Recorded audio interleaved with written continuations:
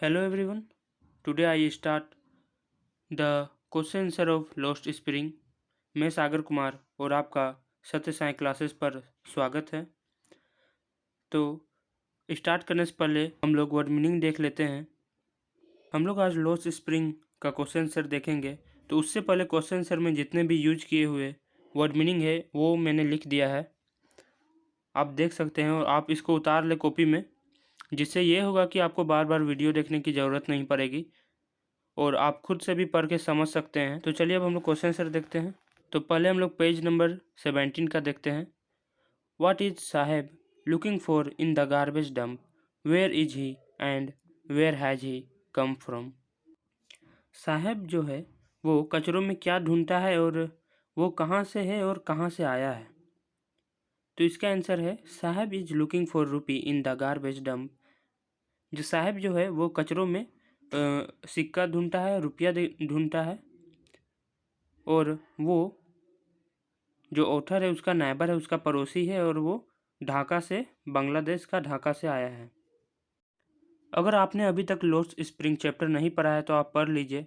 मैंने डिस्क्रिप्शन में लिंक दे दिया है और आई बटन में भी मैंने डाल दिया है। आप देख लीजिए, 2 पार्ट में मैंने पढ़ाया है, डीपली पूरा एक्सप्लेन किया है। आप फटाफट देख लीजिए और उसके बाद ही आप क्वेश्चन सेट को डील कीजिए। तो सेकेंड नंबर क्वेश्चन है, what explanation does the author offer for the children not wearing footwear.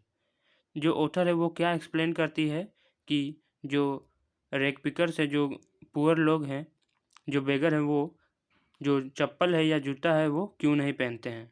तो the author says that it is not lack of money but a tradition to stay barefoot in city on village road.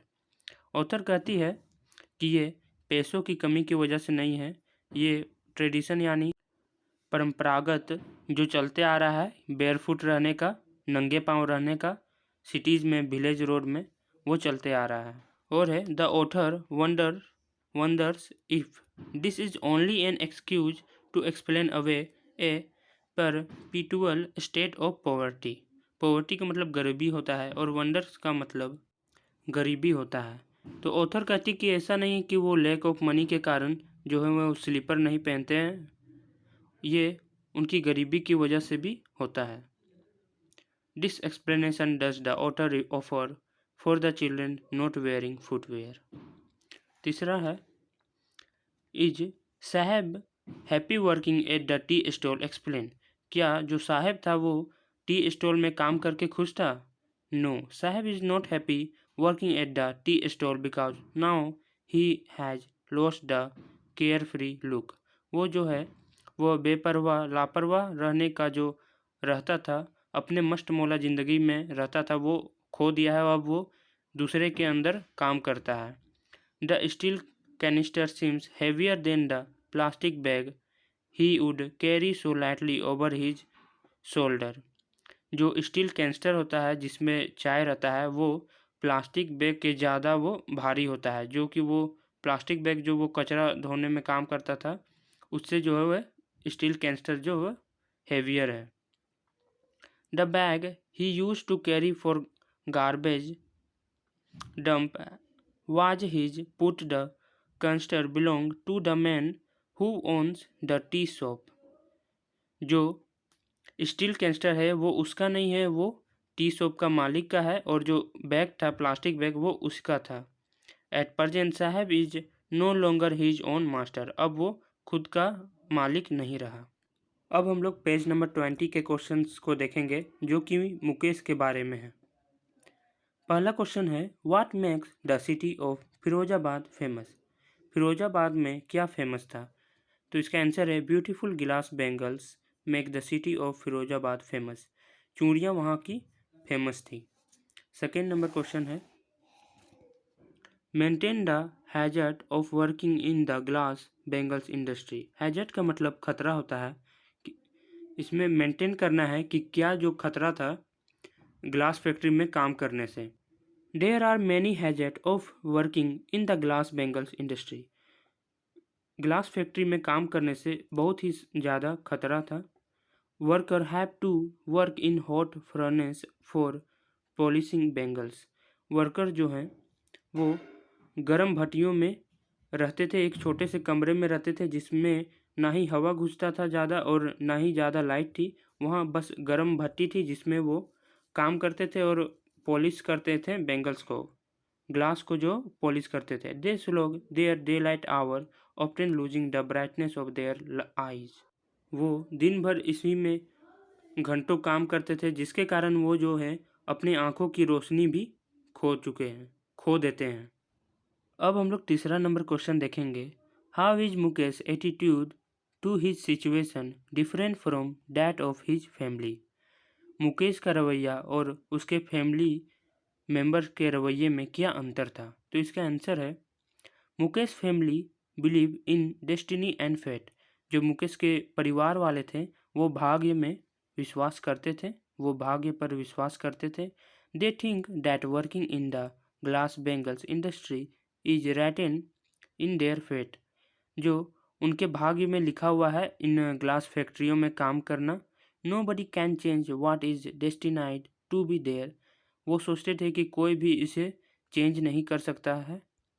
But Mukesh want to do something different by becoming a motor mechanic.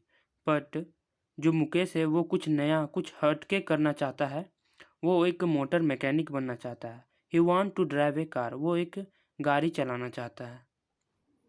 अब हम लोग understanding the text करेंगे, उसके questions करेंगे। तो इसमें पहला number question है what could be some of the reason for the migration of people from village to cities. तो इसमें बोल रहा है कि आप रीजन दीजिए जो गरीब जो गांव के लोग हैं वो क्यों माइग्रेट कर देते हैं सिटीज़ की तरफ। तो इसका आंसर है some of the reason for the migration of people from village to cities could be poverty, गरीबी के कारण, अर्निंग लाइवलीहुड, अपनी आजीविका को बढ़ाने के कारण, डिजायर फॉर मेकिंग मनी, वो पैसा कमाने की इच्छा के लिए, better scope more opportunity for finding job, और भी जॉब की अपॉर्चुनिटीज़ के कारण, lab a better and respectable life etc., जीवन जीने के लिए और आसान एक आरामदेह जीवन जीने के लिए, और भी इटीसी। सेकेंड नंबर क्वेश्चन से पहले अगर आपने अभी तक हमारे वीडियो को लाइक नहीं किया है तो दिल खोल के लाइक करो यार, और आप हमारे चैनल पे नए हैं तो आप सब्सक्राइब कर लें और भी अदर्स वीडियो के लिए। तो दूसरा नंबर क्वेश्चन है would you agree that promises made to poor children are rarely kept. Why do you think this happen in the incident narrated in the text. इसमें बोल रहा है कि जो नेताओं होते हैं और साहूकार लोग होते हैं और मिडल मैन होते हैं वो इन बेगर्स को, रैग पिकर्स को बहुत सारे वादे करते हैं जो कि वो बाद में पूरा नहीं करते हैं। तो इसी को बोल रहा है कि क्या आप इससे एग्री हैं। तो इसका आंसर है promises made to the poor children are rarely kept. जो प्रोमिसेस होते हैं, जो वादे होते हैं वो कभी भी पूरे नहीं होते हैं इन पुअर चिल्ड्रेंस के। Saheb along with his family lives in the vain hope that one day their condition will improve.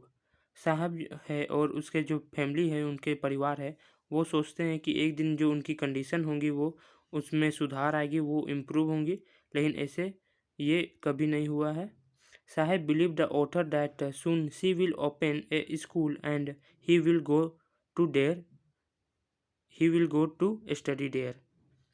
साहब जो है वो लेखिका ऑथर के बातों में विश्वास करता है कि वो एक दिन स्कूल खोलेंगी और वो उसमें पढ़ने जाएगा, पर बट सच प्रोमिसेस नेवर मैटरलाइज। ऐसे जो वादे हैं वो मैटर नहीं करते हैं। तीसरा नंबर क्वेश्चन है what forces conspire to keep the worker in the bangle industry of Firozabad in poverty.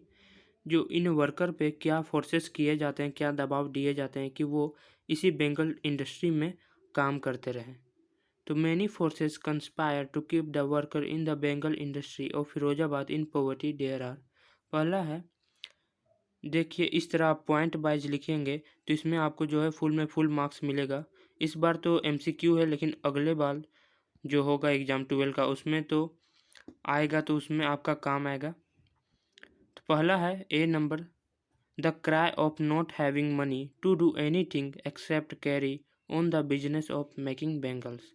उनके पास उतने पैसे नहीं होते हैं जिससे वो अपना खुद का एक नया बिजनेस, एक बैंगल्स का नया बिजनेस कर सकें। Not even having enough to eat, उनके लिए खाने के लिए भी नहीं होता है, कुछ ज़्यादा पर्याप्त मात्रा में खाना भी नहीं उपलब्ध होता है उनके लिए। The vicious circle of the exploiter, उनके जो पूरे सर्कल होते हैं, उनके जो फैमिली होते हैं, उनके साथ बुरा व्यवहार किया जाता है और उन पर शोषण किया जाता है। Mind numbing toil have killed all their initiative and the ability to dream, उन पे इतना काम का दबाव डाल दिया जाता है कि वो कुछ भी सोच नहीं सकते, उनका जो दिमाग है वो शून्य हो जाता है और उसी पे लगे हुए रहते, वो कुछ नहीं सोच पाते और ना ही कुछ ड्रीम कर पाते हैं। वो कुछ सोचने की क्षमता भी है वो खो देते हैं, उनको जो है वो मार देते हैं। Not knowing other work except bangle making, उन्हें चूड़ी बनाने के सिवा और दूसरा कोई काम भी नहीं आता है। तो अब हम लोग टॉकिंग अबाउट द टेक्स्ट देखेंगे। इसमें पहला क्वेश्चन है, how in your opinion can Mukesh realise his dream. इसमें बोल रहा है कि आप अपना ओपिनियन दीजिए कि मुकेश रियलाइज कर सकता है, क्या रियलाइज कर सकता है अपने ड्रीम को पाने के लिए। In our opinion Mukesh can realise his dream by daring to take some other profession, वो दूसरा काम करके, दूसरा डेयरिंग, अपने अंदर हिम्मत दिखा के वो दूसरा कुछ काम कर सकता है। He can deny the baggage that has been impose on him, वो अपने में लादा गया कोई काम है उसको वो मना कर सकता है, उसको वो डेनी कर सकता है, मना कर सकता है। He should not accept the family profession naturally as his father, वो काम नहीं करना चाहते जो उसके जो फैमिली जो है वो उसके जो पूर्वजे हैं जो करते आ रहे हैं। He will have to develop a lot of courage in him to achieve his aim, वो अपने अंदर बहुत सारा साहस जमा कर रहा है अपने सपने को, अपने लक्ष्य को पूरा करने के लिए। If he want to be a motor mechanic he should go to a garage to learn, वो मोटर मैकेनिक बनना चाहता है जिसके लिए उसको गैरेज जाना चाहिए। He will have to walk to the garage as it is a long way from his home, वो कहता है कि वो पैदल चला जाएगा गैरेज जो कि उसके घर से बहुत ही दूर है। दूसरा नंबर क्वेश्चन है, maintain the hazard of working in the glass bangles industry. Hazard का मतलब होता है खतरा, कि जो इसमें काम ग्लास फैक्ट्री में, ग्लास बेंगल्स इंडस्ट्री में काम करने से क्या खतरा है। तो इसका आंसर है, the following are in the hazard of working in the glass bangle industry due to working in the glass furnace with high temperature in Digni's air without air and light, children often lose the brightness of their eyes. जो एक छोटा सा कमरा होता है जिसमें ना ज़्यादा हवा होता है और ना ही ज़्यादा लाइट होता है, और उसमें गर्म भट्टी होती है, जो हाई टेम्परेचर होता है, बहुत ही गर्म होता है, जिसमें जो है उन बच्चों के जो है आई साइट वो लॉस हो जाते हैं, उन जो है अपने बच्चे जो हैं वो अपने आँखों की रोशनी को खो देते हैं। People working in the glass bangles industry so go blind with the dust from polishing the glass of bangles, जो वर्कर लोग हैं वो ग्लास को जब पॉलिश करते हैं तो जिससे डस्ट उड़ता है वो उनकी आँखों में चला जाता है, जिसके कारण वो ब्लाइंड हो जाते हैं, वो अंधे हो जाते हैं। The eye of the children are more adjusted to the dark than the light outside, that is why they often end up losing their eyesight before they become adult. इसमें कह रहा है कि जो बच्चे होते हैं उनके जो आई है वो ज़्यादा एडजस्ट है लाइट के डार्क में, ज़्यादा सूटेबल है अंधेरे में, क्योंकि वो हम दिन भर जो है अंधेरे में ही काम करते हैं, जिसके कारण वो एडल्ट होने से, वो बड़े होने से पहले ही अपने आई साइट को खो देते हैं, अपनी आँखों की रोशनियों को वो खो देते हैं।